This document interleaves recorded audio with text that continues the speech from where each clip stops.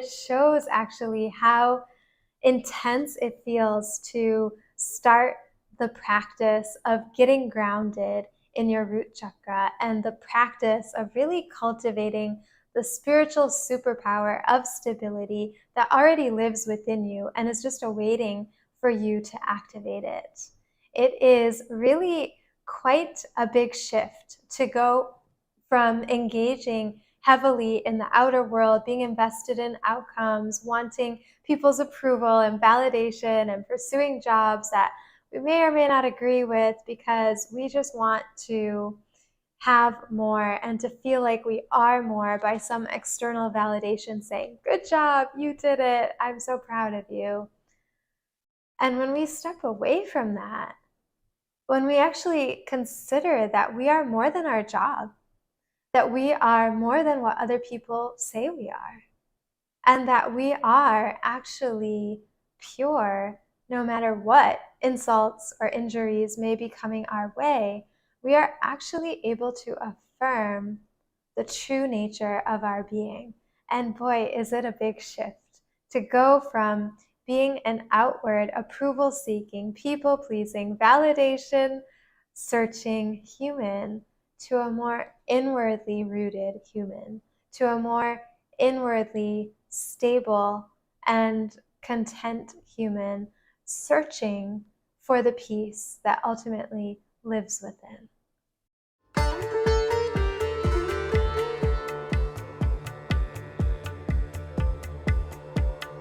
And welcome back to the True to Yourself podcast, a place where we explore the power of authentic living.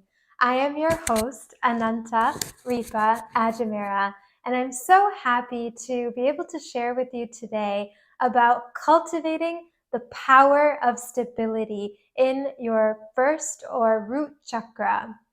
What is the chakra system? In case you've not heard about it, the chakra system is a really fascinating look at how we can actually heal our psychological layers of the mind. A chakra is like a spinning vortex within our different physiological centers, but more importantly, it's actually an energetic center that governs a specific function or a specific power in our lives. So the first chakra is the root chakra, and this is the one that is responsible for our stability on planet Earth. When we talk about the root chakra and we consider this idea of the power of stability, it's about really cultivating a deeper connection with our own beautiful, divine Mother Earth. Mother Earth is the embodiment of groundedness, of stability, of that weightedness that helps us to feel more secure. Like a weighted blanket, for example, when you sleep at night. For people who feel really anxious, this is very helpful. How can we take that feeling of having a weighted blanket with us at every time of the day and in every moment and situation of our lives? We can actually do so by understanding that a goddess lives within our root chakra, and that this goddess is an embodiment of Mother Earth herself. And whether you have a male body or a female body or a transgender body or an other gender body or no gender body, I believe that this goddess lives within your root chakra. Physiologically, it is connected to the pelvic area of the body at the base of the spine, close to where we would eliminate our bowels. And elimination is a function of the root chakra. It's what allows for stability and predictability of our physical elimination.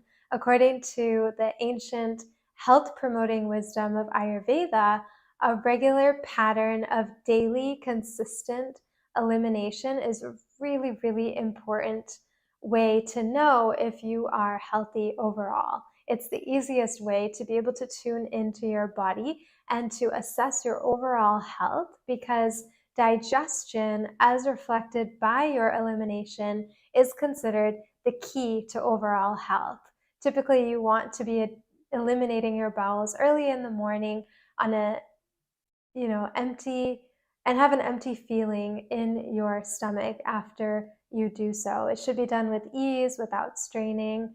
If that's not the case, if your bowels are coming at different times, if you're having different periods where you're eliminating, it's unpredictable, it's sometimes hard, it's sometimes soft, it's sometimes somewhere in between, then you know that something is off balance in your body, and that could be contributing to why you have other issues, like perhaps trouble sleeping at night, or headaches, or insomnia, or fear, or just a general feeling of not being grounded, of feeling insecure, of feeling shaky, of feeling a lot of fear in your core of your being, and not being able to really focus on anything.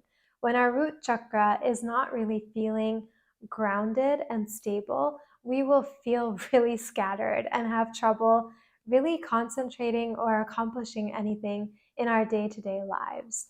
So therefore, this root chakra is a really, really important one to cultivate for our overall feeling of stability and security on planet Earth. We need to have a balanced root chakra to feel calm emotionally, to feel healthy at a physical level, to feel also that we're going to have a foundation upon which to evolve spiritually and to anchor our spiritual growth. In the Vedic spiritual tradition that I have learned and continue to learn, and I'm happy to share about through my work, my books, my podcast, and all of my different platforms, there are actually 9 chakras. Usually people think that there are 7 chakras, but in fact there are 9.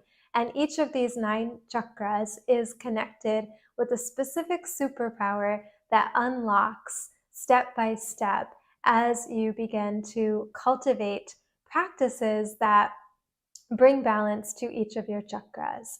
So this first chakra is really important because it's literally the foundation for you to be able to move upwards and to be able to cultivate the power of creativity in your sacral chakra, the power of transformation in your solar plexus chakra, the power of love in your heart chakra, the power of voice in your throat chakra, the power of intuition in your third eye chakra, the power of truth and the ability to discern truth in your crown chakra, the power of rejuvenation in your higher heart chakra, and the power of intention in your astral chakra, just above the head.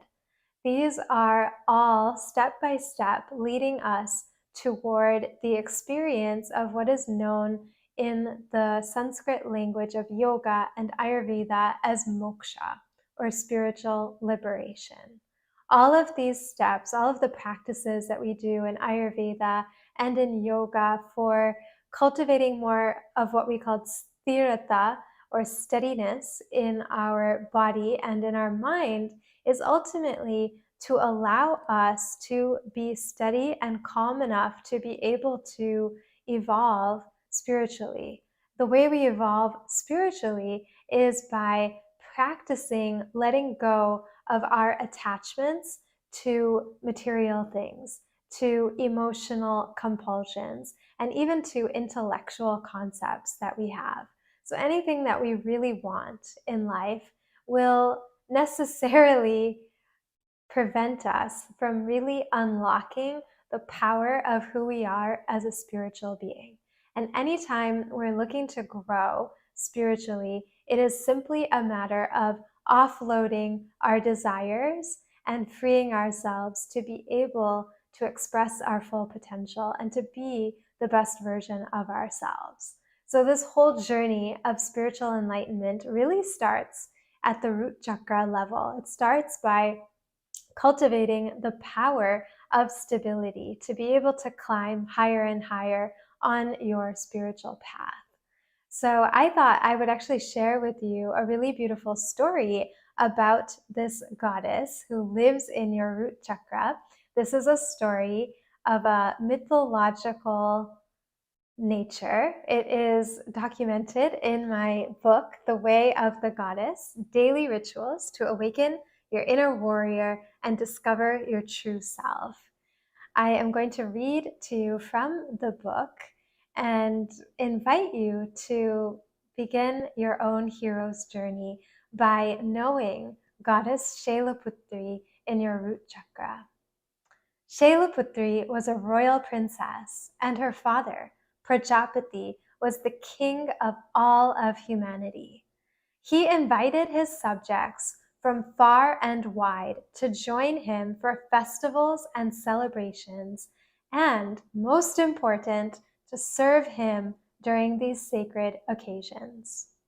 One day, Shailputri returned to visit her parents from her home in the Himalayas, where she lived with her husband, Lord Shiva, the god of transformation.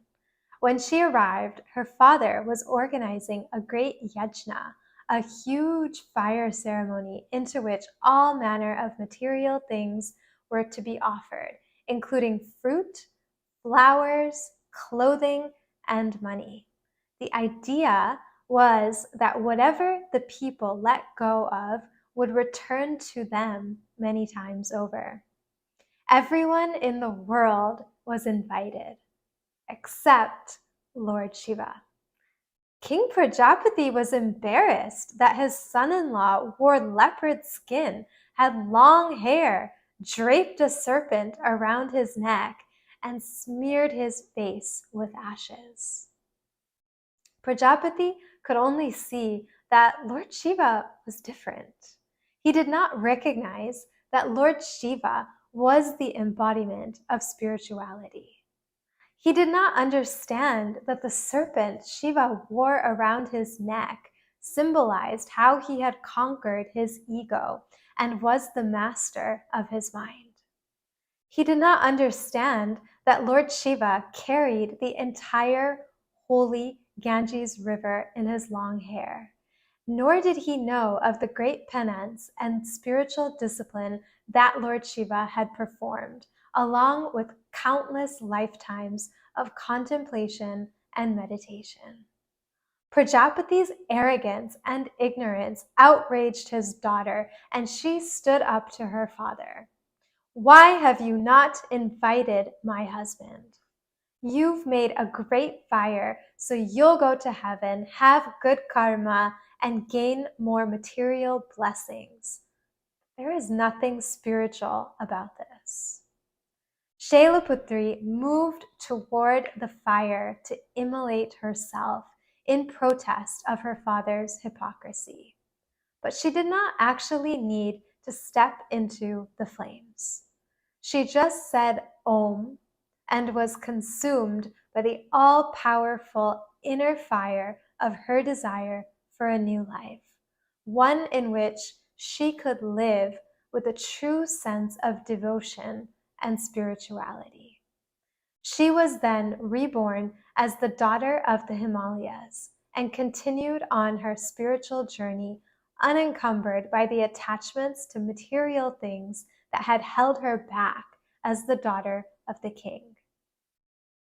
Our desire for genuine transformation in the modern world is no less intense than Shailaputri's and connects us through the millennia to her and to her story. Certainly, the idea of starting again without the parts of our lives that hold us back is enormously appealing. And yet, we struggle to begin the process of transformation because to succeed in this endeavor, we must let go of aspects of our lives that are no longer working for us. It feels dramatic, and it is. But we must burn away our old ways to reclaim ourselves and to welcome a more spiritual way of living. That's where stability comes in.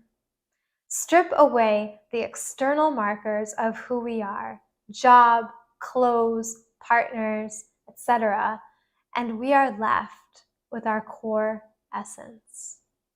When we connect with that core, finally, after years of focusing on the external, find peace by knowing the stability within. Shailputri is the perfect embodiment of this quality, which stems from a firm resolve and willingness to forego ease in pursuit of a spiritual quest. The way forward may not be easy, but with time, consistency, and determination, being connected to and nurturing the stability within you will create a new and deeper kind of comfort. Such is the power of Shailputri. In addition to representing stability, Goddess Shailputri is also a divine embodiment of our perfect Mother Earth. Mother Earth, Mother Nature, and Shailputri can all be interchangeably woven together as different names to signify the protector of all living beings, humans, animals, birds, trees, and everything else, including you and me. I love this story because it's so dramatic and it shows actually how intense it feels to start the practice of getting grounded in your root chakra and the practice of really cultivating the spiritual superpower of stability that already lives within you and is just awaiting for you to activate it. It is really quite a big shift to go from engaging heavily in the outer world, being invested in outcomes, wanting people's approval and validation, and pursuing jobs that we may or may not agree with because we just want to have more and to feel like we are more by some external validation saying, "Good job, you did it, I'm so proud of you."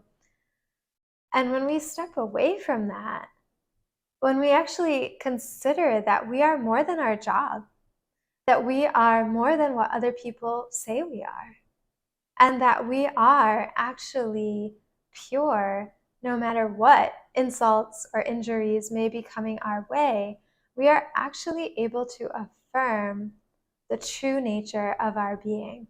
And boy, is it a big shift to go from being an outward approval-seeking, people-pleasing, validation-searching human to a more inwardly rooted human, to a more inwardly stable and content human, searching for the peace that ultimately lives within. Simply daring to take this step of this journey to understand that all of the outer markers of who we are not actually, in fact, who we really are, is a brave step. And it is the beginning, truly, of a new life. And stability is not just something that you cultivate once and then it's a one and done.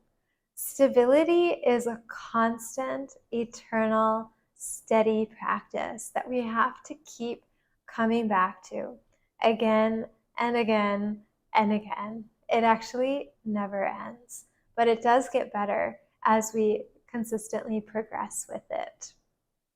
For me, this chapter was a really important one to discover Shailputri within my being after having been a business student, having gone on internships on Wall Street, and then having really pursued the path of social entrepreneurship through a college scholarship program I was a part of. I started to look deeper within myself for answers to the ultimate question of who am I? Am I this business student? Am I this aspiring social entrepreneur? If I identify with those labels, then my happiness would go up and down depending on the grades I got in school or the kind of jobs I was offered after I graduated, the amount of money that I got paid, and all of the different outer markers of success, which fluctuate, which can go up and down, and which can even get lost by recession, job layoffs, etc.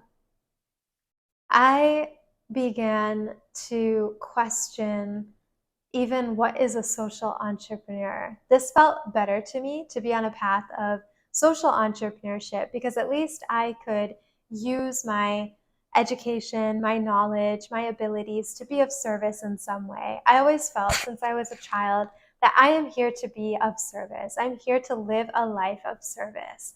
And yet I didn't even really know what it meant to do that. But I did know that it was going to involve being anchored within my own self at some point with a capital S. And I remember when I really embarked upon this journey, it was by asking myself a question. We were sitting in the cafe of a really beautiful retreat center in upstate New York to kickstart our journey as the first class of inaugural Reynolds Scholars in Social Entrepreneurship at New York University. It was a little weekend getaway to kick off the program, get to know our peers, and really immerse ourselves in all things social entrepreneurship so that we could ultimately launch our own organizations and be able to be of service through business as a platform of service, which I loved. I was really grateful to be a part of that program, to receive the support it gave me, and to be able to connect with others who were seeking more meaning on their journey of studying in business school and in all different schools within NYU or New York University. And I remember our mentor in that program asking us, what does being the change you wish to see in the world mean to you? And I answered the question back with a question, which ultimately only I could answer. And that was, how do I create pattern-breaking social change in a sustainable way within my own life, and then scale those changes into the work I feel called to offer in the world?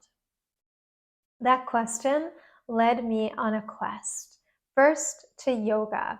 I remember my first yoga class feeling so stressed out, so anxious, so scattered, so dizzy, having so much trouble sleeping at night, and just stumbling into a yoga class around the corner from NYU, feeling all dazed and flustered and confused as a teenager living in a big city by myself for the first time in my life.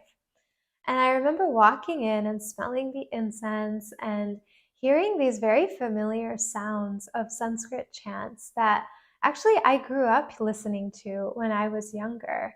I found it so interesting that people who are not Indian, there was not a single Indian origin person in the class, were really focused on Indian spirituality, and we're lighting the incense that I was used to smelling. We're playing the mantras that I was used to hearing. We're displaying the statues of various gods and goddesses I was used to seeing growing up in our Hindu temples where I used to go in Toledo, Ohio. And here I was in New York, already pretty dazed and confused, just hoping for some relief and for some kind of stress reduction through yoga. But I went to a center that had a Sanskrit name because I felt that there was something to it, but I just didn't know what it was.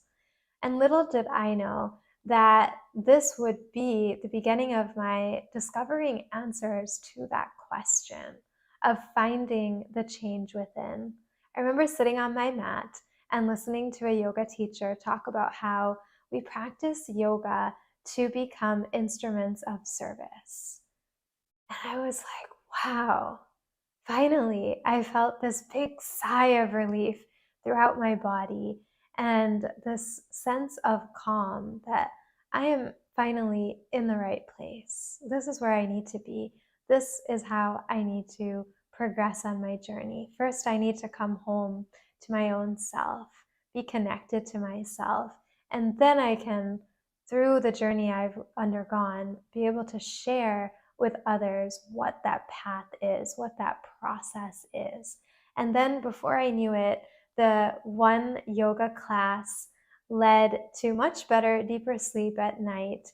And then a real curiosity to discover more of my roots, which led me to journey back to India and eventually take a yoga teacher training course where I got to live an amazing Ayurveda lifestyle, waking up early in the morning, listening to the sounds of lions roaring at the lake across from us, and really being immersed in nature with a circadian rhythmic lifestyle and routine that felt so natural and so organic and so freeing at every level. I remember being at that incredible yoga teacher training center in India and feeling like, how can I just take this feeling into my everyday? How can I eat foods that are this pure? How can I really live my life in such a way that I can feel this expansiveness within me? I can feel this peace emanating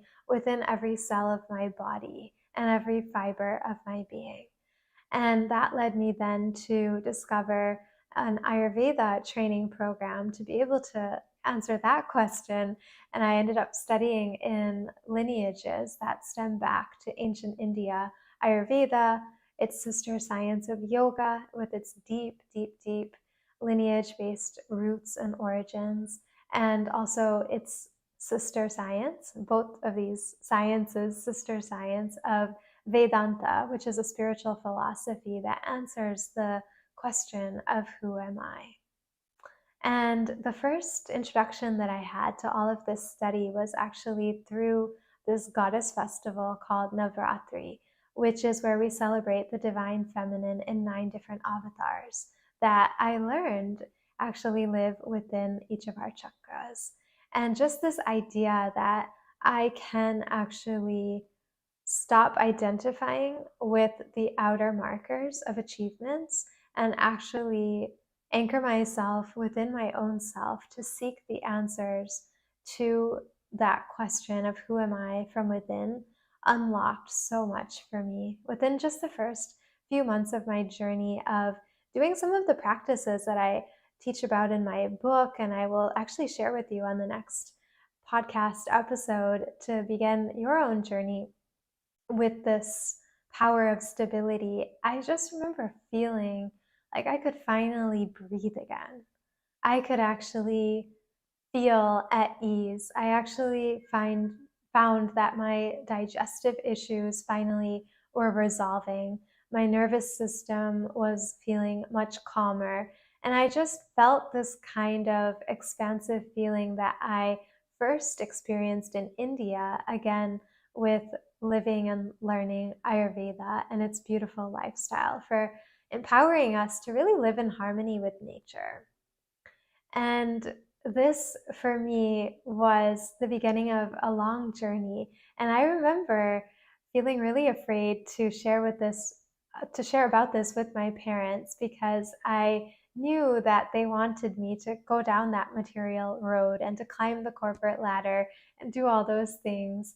And for me, it was really so dramatic to pull away from that lifestyle of moving 24/7, having lots of engagements and parties and going out and sleeping late and, that New York lifestyle, to then really having a lot of silence and having a lot of opportunity to read and to reflect and to go within my own being to unlock whatever was blocking me from feeling my best and really being able to give at my best. Because if I wasn't feeling at peace myself, I didn't know how it is that I would be able to impart peace and health and healing to others, which is what I really felt called to do as part of my social entrepreneurship journey.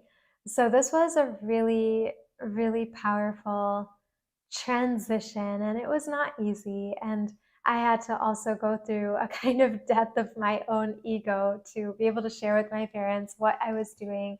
And it's so important to just anchor ourselves in that faith, that when we tune into our inner voice and we hear certain guidance, that we trust in it and that we build that conviction in it by really standing for it. That's what I got from hearing the story of Goddess Shailputri.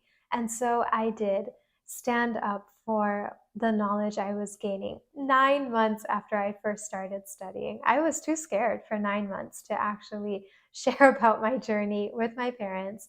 But after getting introduced to this particular story of this goddess and knowing that she lives within the core of my being gave me a sense of resolve to be able to share about this and to say that, I don't know what I will do with this. I don't know how I will be able to create anything out of this, but I just know that by surrendering to the journey, by taking the time to really learn what it means to live Ayurveda, yoga, and Vedanta spirituality, I'm already finding so much relief to so many issues that I could not find anywhere else. And I know that because I am feeling so much relief, this is leading me in a direction where by knowing more, I will really be able to help people who are similarly struggling to finally feel at peace and at home within their own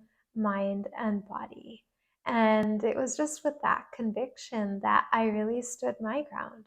And I decided that, yes, I'm going to be committed. I'm going to stick to this. I am going to, after searching through so many fad diets, so many classes, so many therapists, so many online help forums for eating disorders, because I struggled with eating disorders for so many years, not understanding why I had it.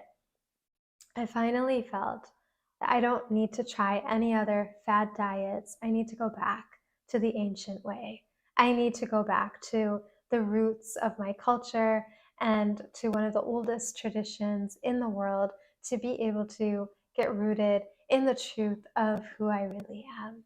And that one step, that one decision to pull back from the material chase and to really climb the spiritual ladder from cultivating stability to creativity to transformation, love, voice, intuition, truth, rejuvenation, and intention just unlocked so much in my life. And many years later, I have now begun my own organization called The Ancient Way to be able to support seekers with the exact step-by-step practices and protocols that have empowered me to really unlock this lasting stability from within my being, regardless of the fluctuations and the ups and downs that are inevitably going to come in our lives. I really feel that whatever I have learned, I have been able to put into programs that I'm so happy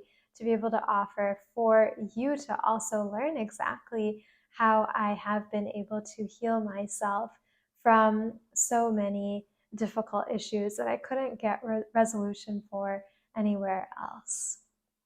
And if you're listening to this and you're like, well, hey, I want to get started on my practice of stability, I don't even want to wait until the next podcast episode, then don't worry, I got you. Let me give you one practice to begin your journey with. And I would love for you to try this out every day if you can for the next week or so until we meet again for our next episode, and see if that does not open you up to then incorporating potentially more. The practice I would love for you to cultivate is anytime you feel scattered, anytime you feel overwhelmed, anytime you feel nervous or are just having trouble focusing and being in the present moment, a simple, super easy practice that you can do that I would invite you to do is to actually smell your favorite flower or your favorite essential oil. And really, when I say smell this flower or essential oil, I want you to close your eyes and really breathe it in fully, and then exhale deeply. And then inhale that scent. I'm smelling the jasmine essential oil on my wrist right now. And then exhale. And then inhale that beautiful scent.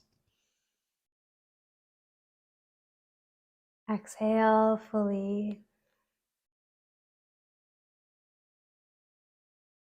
See how you feel with that. I know I feel so invigorated even after talking to you nonstop and essentially talking to myself on a camera with multiple microphones to ensure audio and video recording. I feel even more energized and ready to talk on for even more time. But in an effort to keep these episodes digestible for you, I'm actually going to stop now and invite you to join me for the next episode of the True to Yourself podcast to be able to unlock more magical practices for grounding and stability. And if you can't wait, if you're really eager to try some more of these beautiful practices, I would invite you to check out a free trial of our Circle of Life community program. We just launched this beautiful program to be able to support you not only with the practices, but also with people who are equally excited and committed to take this brave step to really cultivate stability in the midst of modern life, in the midst of modern work and situations. All of what I teach is really applicable in the here and now. As you could see, this exercise of just smelling something, it takes seconds. It doesn't even take a long time. The way that I teach doesn't require you to meditate for hours on end or even to study quite as deeply or intensely as I did. I invite you to take everything at your own pace, and we have some really beautiful resources in the library to support you with that journey. We have an incredible chakra healing visualization that you can listen to go deep into cultivating this power of stability, really experientially. We also have a beautiful recording of Qigong tutorials to help you cultivate the power of stability and getting grounded in your root chakra with someone named Dr. Mitch Hall, who I often refer to as Uncle Mitch. He's an incredible teacher with decades of experience. He is 80 years old as of this recording and has an incredible youthful spirit. And we are so fortunate to have his chakra visualization and Qigong recordings in our member library. I also have recorded a step-by-step process for how you can cultivate the power of stability, as well as some Ayurveda masterclasses that you can benefit from to learn about how Ayurveda guides us to create a daily routine from the time we awaken to the time we sleep that is in harmony with nature. It's like a distilled version of all of the lifestyle practices that I have personally really benefited from in the lifestyle system or science of Ayurveda that you can learn in just a matter of 2 hours. And we have all kinds of ancient spiritual rituals that you can try, as well as a member discussion forum where you can share about your experiences, ask questions. And then once a month, we come together to form what is called a power of practice circle, where we all share about our experiences with cultivating a specific power and a specific chakra. And we're able to share our challenges, share our victories, celebrate each other's victories, be able to support each other, be able to tap into collective wisdom that we get when we are able to listen deeply to one another and hold space for one another. It's just an incredible experience. And we also have member-led workshops. We'll be having a workshop on reflexology, and that's an incredible practice to really get grounded and feel that stability within also. So there's just so many resources, even more than I can possibly share with you right now, but I'll keep sharing with you about this incredible offering, and you can check it out. Like I said, it's completely free on our website. You can learn more at theancientway.co, not .com, .co, theancientway.co/community. You can check the show notes also. I'll include links for where you can learn more about the community, where you can directly sign up for the community, and you can also check out my book, The Way of the Goddess. If you're one who likes to learn visually and through reading, I'm like that, then this is a great resource as well, to be able to read these practices, to read the stories again and again for yourself, and to really anchor yourself in your own journey to really become the hero of your own spiritual journey. So with all of that said, I'm just so happy to be back here on my podcast, sharing with you, and I promise to be consistent now onwards in my power of practice of creating this content, so that we can continue to journey together week by week with exploration of stories, with practices, with guest interviews, and so many more beautiful, wonderful, nourishing offerings week after week. And for more engagement, like I said, please feel free to join me in the free trial of the Circle of Life community, so that you can ask your questions and we can have more of a dialogue instead of just me talking the whole time. Thank you so, so much for joining me and for listening in, and I look forward to connecting with you again very soon. Namaste.